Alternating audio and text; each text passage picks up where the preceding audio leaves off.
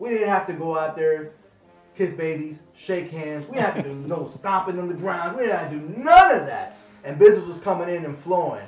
Bro, the Epic's opened up and it was champagne and caviar all day long. It was.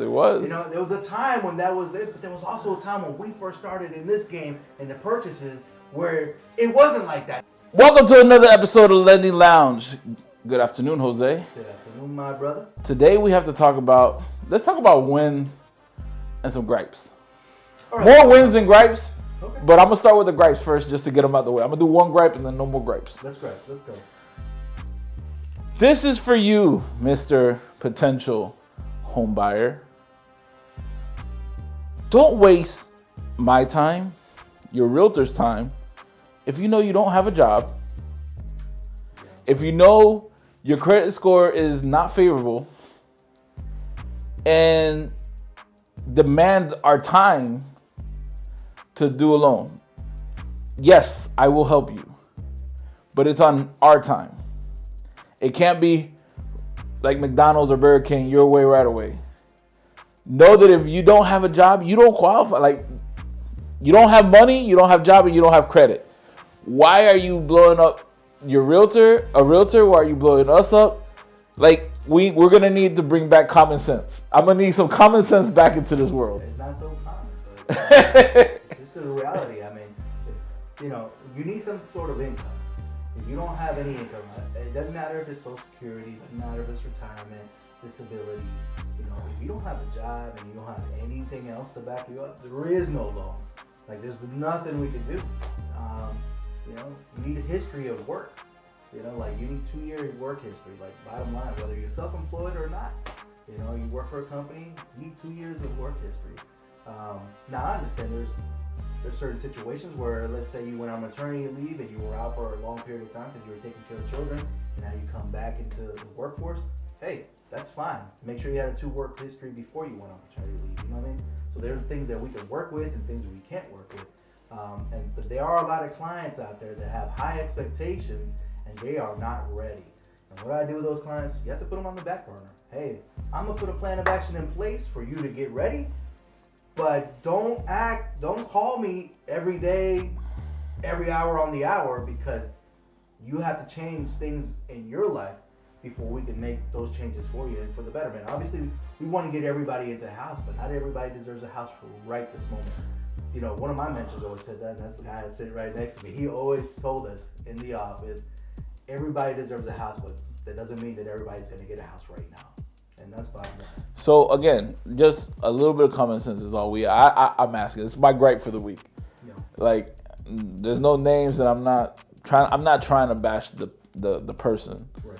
at all. But it's like, you know, like common sense dictates here. I don't have a job. I haven't been working. It's not that there is no maternity leave, paternity leave, none of that. I don't have a job. There's no income coming in, whether it be Social Security, pension, retirement, nothing. But I'm gonna buy a house, like, and I need it yesterday. You know, not today, Jose, but I need it yesterday. Yeah, and I get it that you want to get into a house, but it's like, well, how are you living right now if you don't have any of that? I don't understand that. I mean, unless you got a sugar mama or something like that. You know, like, I get that, but you know, on your own in this day and age, this market, you know, like everything, you gotta have something. Give me something to work with. You gotta give us something to work. That's all. I think that's what I'm gonna start saying for now. You gotta give me something to work with. You gotta give me something to work with. Like, give me something to work with. That's gonna be my new line for 2025. Give me something to work with. To win the race, you gotta keep the pace. Give me something to work with. That's what I'm gonna say. But that's enough. No more gripes. Now the wins, man. I feel this week was I've probably worked the most I've ever worked in my career. I would say the last 2 weeks. It feels like it, right? Man, let me tell you, it feels that way. It feels that way a lot. I feel the same way, but it's like if we don't push these levels, if we're not working like this, then we're not doing anything. Bottom line, I mean, if you're not working at this, like level, you're not moving all day, every day. If you don't have anything going on in your life, if you don't have anything, like, there's something to do in every hour of the day. And matter of fact, there's not enough hours in the day to contribute to what we're doing and how we're doing it. Because there's times when I leave this, I was like, man, I still didn't do this, and that. You know, and if we're not in that mindset, then we're not doing loans. We're not doing anything that we're supposed to do. For that, I'm thankful for, right? So, like, we have work. There's things to do. We're always grinding. I'm thankful for our families that deal with us during these times, because it's not. Yeah, this isn't for everybody. Like, if you've never been in real estate, like, our hours aren't normal hours. We work. You know, people start calling us as early as 7 o'clock, 6 o'clock in the morning. I see people grabbing about 40-hour week. I was like, that's my part-time job. Yeah. 40 hours. That's the Monday and Tuesday by itself. You know. So a shout out to the families, to our wives, to our kids that put up with us. Our parents. Thank God bless them for dealing with us in these times. Because when work is normal, it's easy for us to get business in, right? Right. And then to try to still be in the top 1% when times are rough. Yeah.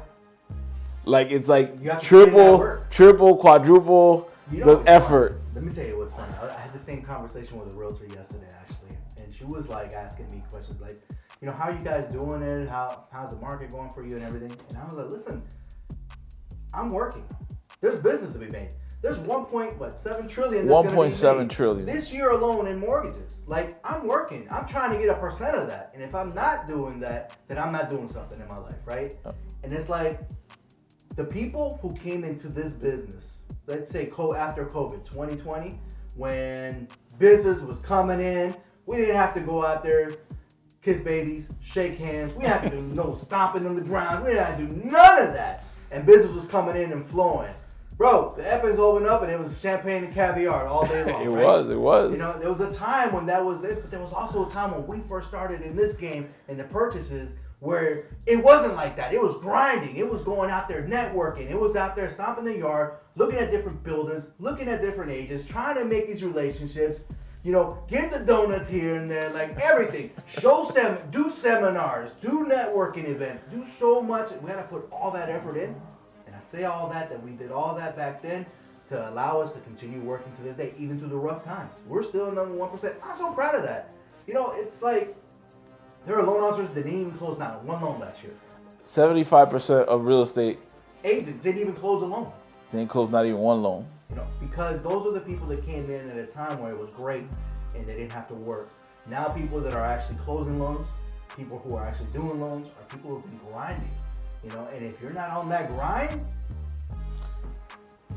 you're not on the grind. You're not on the grind. You're not doing anything. Like right now it's tough for you. Let's put it that way. If you ain't grinding, absolutely, it's looking a little sad for you. It's a little sad. Yeah. But I give thanks to all of our realtor partners, all our referral partners. I give thanks to our family for dealing with us during these times. Those relationships are invaluable in these times, right? Like, you need a strong woman to know that you're out there doing right, and trying to make things happen for your family.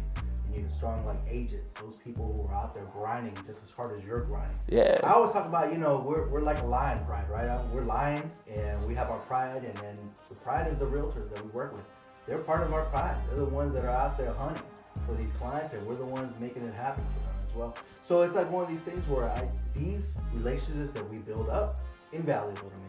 Mm-hmm. And I want to continue building these relationships and making more relationships. If you're a realtor, hit us up. Let's see what we can do for you. I mean, my success is a direct correlation and a reflection of the realtor's success, right?